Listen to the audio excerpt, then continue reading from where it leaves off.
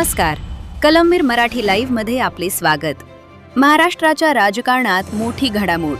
प्रहार संघटनेचे नेते बच्चू कडू यांनी शिवसेनेत जाहीर प्रवेश केलाय.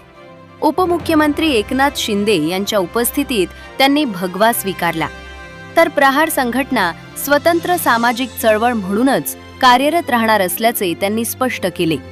यावेळी अनेक नेत्यांची उपस्थिती होती आणि बच्चू कडू यांच्या विधान परिषद उमेदवारीवरही शिक्कामोर्तब झाल्याची माहिती आहे. या घडामोडीमुळे राज्याच्या राजकारणात मोठा बदल होण्याची शक्यता.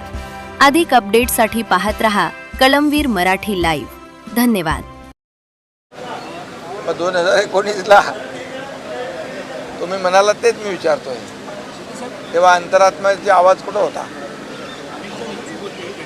जाऊ दे, ते विषय सोडून द्या. ठीक आहे, चांगल्या खेळीमेळीच्या वातावरणात निवडणूक होते आहे, बिनविरोध होते आहे आणि त्यामुळे सर्व पक्षांचं देखील स्वागत केलं पाहिजे.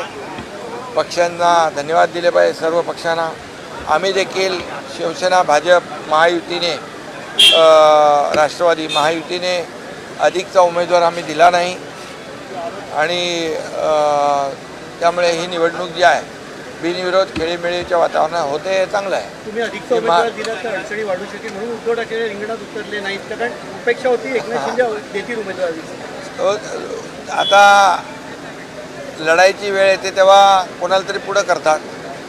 तुम लढो हम कपडा संभालतो असं काही लोक करतात. जाऊ द्या, त्यांच्या पक्षाचा विषय तो अंतर्गत, त्याच्यावर मला काय भाष्य करायचं नाही. पण मी एकच सांगतो की सगळ्यांनी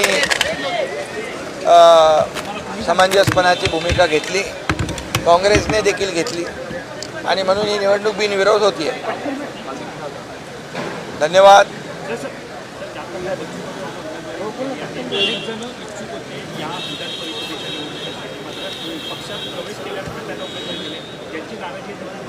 कोणाची नाराजी आहे? तुम्हाला कोणी बोललं का? इच्छुक अनेक असतात, जागा कमी असतात आणि बच्चू कडू काही नवीन नाही आमच्यासाठी. बच्चू कडू हा जुना शिवसैनिक आहे, हाडाचा शिवसैनिक आहे, बाळासाहेबांच्या सोबत काम केलेलं आहे.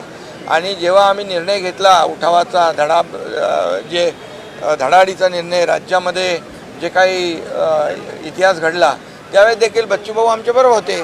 त्यामुळे बच्चूभाऊंच्याबद्दल असं कुठलंही काही, एक लढवय्या कार्यकर्ता आहे, गोरगरिबांसाठी लढणारा आहे, दिव्यांगांसाठी लढणारा आहे, एक आक्रमक नेतृत्व आहे, एक तरुणांचा एक आशावादी चेहरा आहे. त्यामुळे आमचे दोन्ही उमेदवार जे आहेत, एक आक्रमक लढणारा नेता आहे, दुसरा आमचा संयमी अनुभवी नेता आहे. मिसिंग लिंकचं एका बाजूला उद्या उद्घाटन होणार आहे आणि सरकार मानपूरला प्रचंड याचा समतोल कसा राखला जाणार आहे? कारण एका बाजूला आपण फ्री करायचा प्रयत्न करतो, मात्र ट्रॅफिक नाही. मिसिंग लिंकचं काय?